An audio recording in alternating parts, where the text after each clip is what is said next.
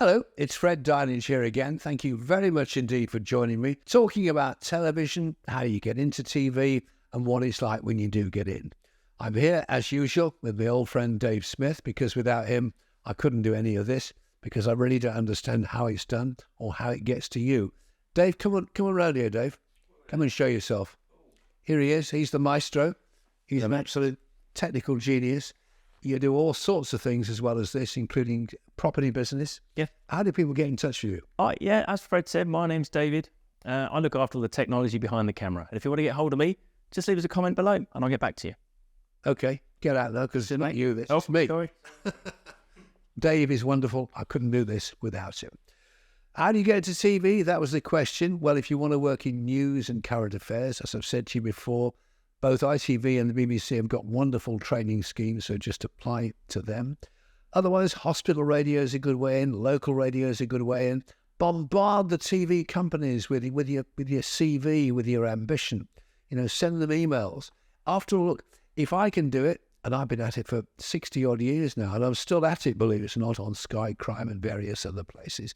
If I can do it, secondary school boy from Birmingham, you can certainly do it, because I'm just bog standard. I started, as I told you, on a children's programme for Southern Television. It was called Three Go Round. It was me and two girls. One of them, of course, Britt Allcroft, who went on to produce Thomas the Tank Engine. Among the other early girls, Diane Keane, who became a very famous actress, and me. And I'm still trying to get it right. I can show you an early, in fact, the very first publicity photograph of me in 1964 for Three Go Round. I look a complete poser, don't I? With my Cuban heel boots. We all got that fashion off the Beatles. And I'm smoking a cigarette, which I do not recommend. That is not a good thing to do. But that was my very first publicity photo for Three Go Round, all those many, many years ago. Well, I did Three Go Round for about 18 months. I was only working, 2 or 3 days a week, and I thought I was having a lovely time, don't get me wrong. But I suddenly thought, if I'm going to make a career out of this, I've really got to put a few more hours in. I've got to be a bit more serious. I'd been a journalist. I'd been with the Birmingham Mail, with a freelance news agency in Doncaster called the East Mid News Agency, which was great training. And also I was on the Brighton Evening Argus. I was a reporter. I loved being a reporter. And I thought I'd love to be a TV reporter. So I applied for a job on Day by Day, which was the 6 o'clock magazine show in the south and southeast of England. It was at Southern TV at Northern in Southampton. In those days, the studio's fairly basic. It was a converted cinema, the old Plaza Cinema at Northern in Southampton. I applied for a job on Day by Day. The editor, Terry Johnson, I don't think he was all that keen on me, but he said, I'll give you a trial for 3 months. And what an exciting time that was. And I stayed there quite a time. Here's a picture of me, one of the first jobs I ever did. It was the Queen Mary leaving Southampton docks for New York. And I did a piece to camera all about the Queen Mary on the dockside in Southampton. It was funny because in those days, and there was a clip still exists of what I said. I spoke like that at the time. This is the Queen Mary behind me leaving for New York. Quite what happens to that voice, I don't know. I've gone quite common. My missus always says to me, she wishes I spoke like that now, but you can't change, can you? So Day by Day was fantastic for me because I interviewed so many big-name stars at the time. You see, in those days, there wasn't the internet, there wasn't social media. Television was quite limited. It was basically BBC and ITV and a little bit of BBC too. So the big stars would come down from London to Southampton to be interviewed to publicise the various projects they were working on. And I got to talk to, so many of the big-name stars at the time. 2 of them sticking to my mind really to this day because I learned from them. One was Ken Dodd, the Diddy Man, the wonderful Ken Dodd, great comedian, great singer, of course, as well.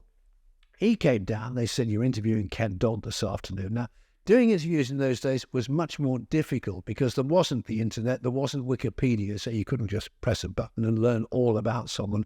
You had to do your research. You had to go to the local newspaper and look at their files, or go to the library, or read books. You really had to mug up quite hard. It wasn't easy like it is today. So I thought, well, it's Ken Dodd. I mean, he's a funny man. he'll come in. I'll just say to him, Ken Dodd, you're appearing at the Gaumont in Southampton or wherever he was appearing. Tell us about what you're up to. And I thought to myself, well, for the next 3 or 4 minutes, Ken Dodd will be Ken Dodd, and I won't have to do a thing. In he came, we met for the first time, and he said, right, friend, what are we going to talk about? What's the interview going to be all about, apart from my show? And I said, well, Ken, I thought I'd just say you're appearing in Southampton next week, and then you can take it away, and we'll have a good old laugh. And he said, no, son, we don't do things like that.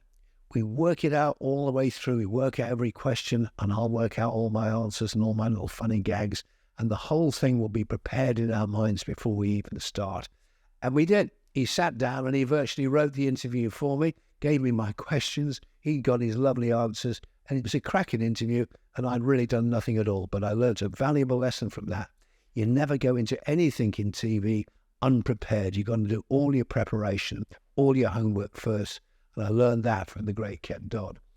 Someone else who taught me a lesson or two was a guy called Sid James, who was in those Carry On films, you remember, with Barbara Windsor and Charlie Hawtrey and all the rest of them.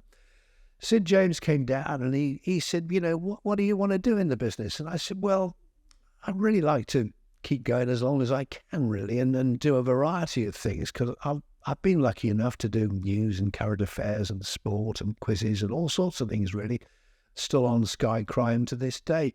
So Sid James said, if you want to last in this business, and that's the clever thing, you don't want to be the big star. You don't want to be an overnight sensation, last for a year and then disappear. What you want to do is last a long, long time. And to do that, don't be the big sort of name, the big star. Tuck yourself in as number 2 or number 3 and you'll last forever. And I thought, what good advice that was. And that was from the great Sid James. As I say, I had so many incredible interviews. Day by Day was a wonderful program for me. It really was. It was a great place to learn. And I was getting paid, not a fortune, but getting paid to learn. And I met some really important people in my career. I met a guy called Jack Hargreaves, a wonderful man who was actually deputy controller of programs at Southern TV at the time. And it was Jack who came up with the idea for How, which really was a life changer for me. And I met another man in the 60s who really had quite an influence on me, a great man. And I'll tell you all about him next time we meet. Thanks for being there. Join me next time if you can.